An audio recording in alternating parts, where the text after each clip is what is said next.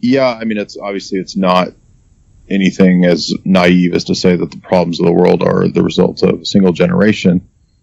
We have to look, I would say, at many years of practicing and perfecting the technique of social engineering. So in a very broad sense, this is the practice that goes all the way back to Machiavelli, or you could extend it back even to ancient empires. And you even see this kind of stuff in the Bible. You'll see means and methods of geopolitical machinations when you read the books of the Kings, Chronicles, Samuel, etc. But in the modern era, it's a little more precise because you have the rise of technological process, techne, and scientific technique in how to manage mass groups of people. Mm-hmm. So I would argue that most of this arises out of the military and wartime strategies and planning.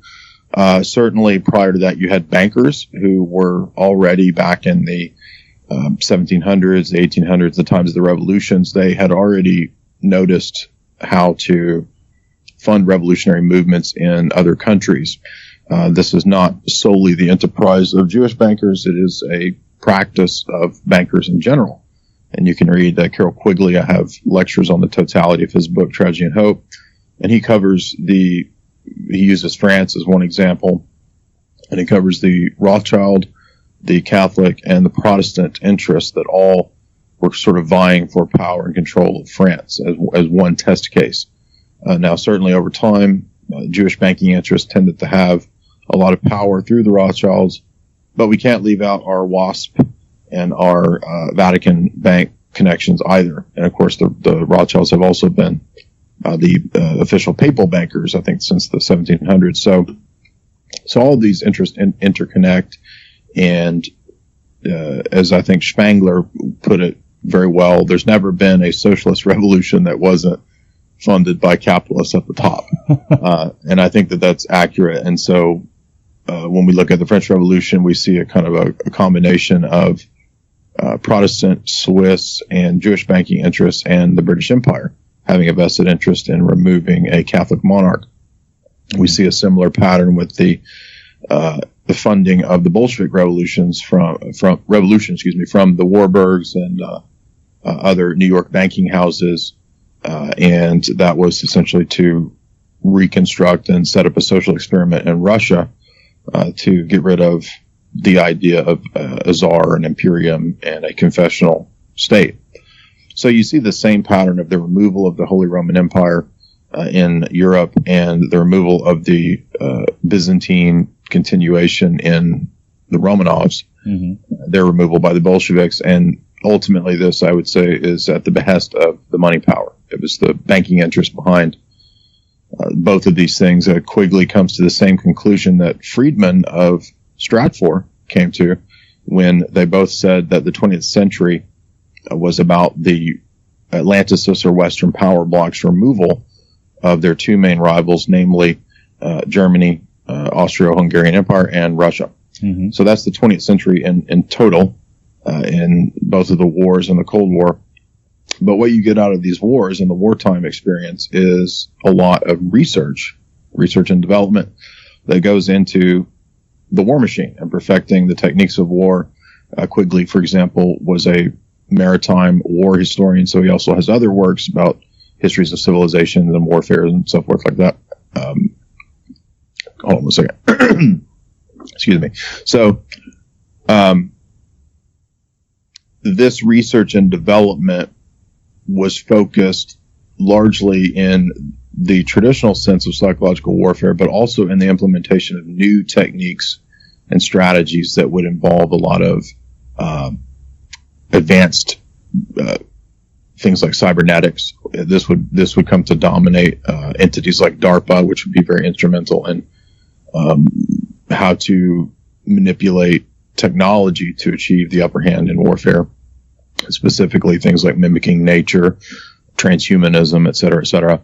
But specific entities that can definitely be pointed to would be the Tavistock Institute, the Frankfurt School, which, by the way, both had intimate connections to the CIA, the OSS, and as I was discussing Habermas in one of my lectures last night for subscribers. Habermas is one of the premier figures of the Frankfurt School, which was the German Jewish figures who had studied culture and the idea of culture critique, culture creation, and ultimately culture degradation. And so Habermas, for example, talks about how you could socially engineer America through all of these different cultural means. And what most people don't know, however, is that it was the OSS, the CIA, the Rockefellers, and Macy Foundation money that actually brought these Eastern Bloc Marxists over to help America fight the Great Wars. So what you get in America is basically they mastered the art of culture creation and toxic culture. And so it's not just Jewish interests. It was Rockefellers and the CIA that brought the Frankfurt School people over. So there was a combination of interests there. It wasn't just one group. They both had a vested interest. And so that's how we get the 60s counterculture and the boomers, is from these, I would say, Pentagon, military, CIA, Frankfurt School characters are all on the same team. Yeah, there does seem to be a real tendency these days on the internet among alt-rightish type communities to point the finger at Jewish interests and ignore some of the other interests. But there definitely was a lot of different groups working together for the same goal. But I'm kind of curious, is there a unifying ideology for this agenda, or is it just about amassing power and money, or what have you found out? Well, I think that people who don't have a theology or a belief in the transcendent, they're generally walking around in a hall of mirrors trying to figure out who the one bad guy is. But if you have a conception of theology and a belief in the Bible, things like this, then you tend to have an overriding view of history in total, beginning, middle, and end. And so you have a conception of good and evil. Mm-hmm. And so good and evil are, of course, spiritual forces, and they are not any specific racial, ethnic, socio-political group or class. There's not class warfare. It's not any of that. There are undoubtedly powerful interests, but I see the Rockefellers as far more powerful and influential and prominent in the last century than Jewish interests, for example. I mean, the Frankfurt School would not have had any power had they not been brought over by British intelligence and the CIA and the Rockefellers.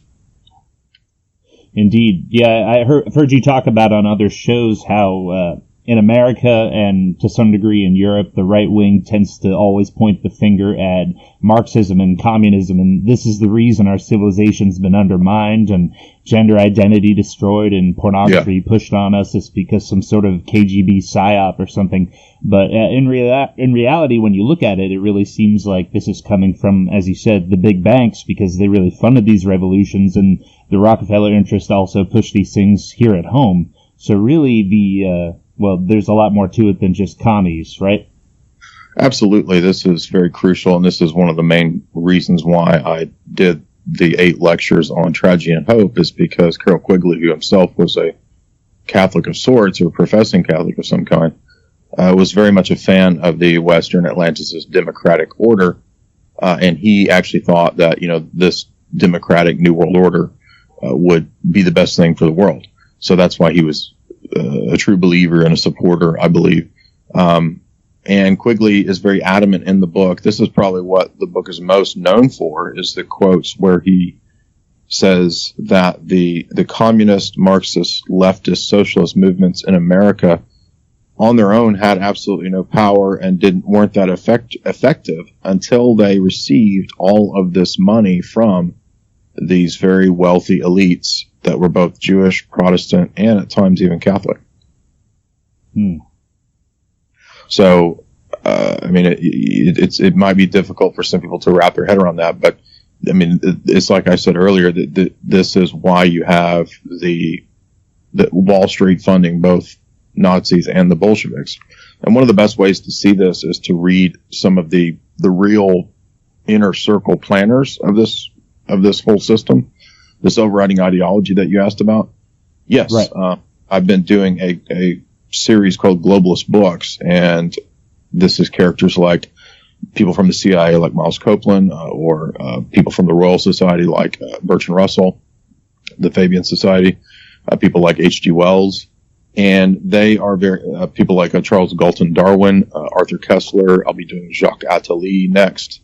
These are characters who are very open about the overriding ideology, and it's not solely racial. It is also materialistic. It is technocratic and dysgenic.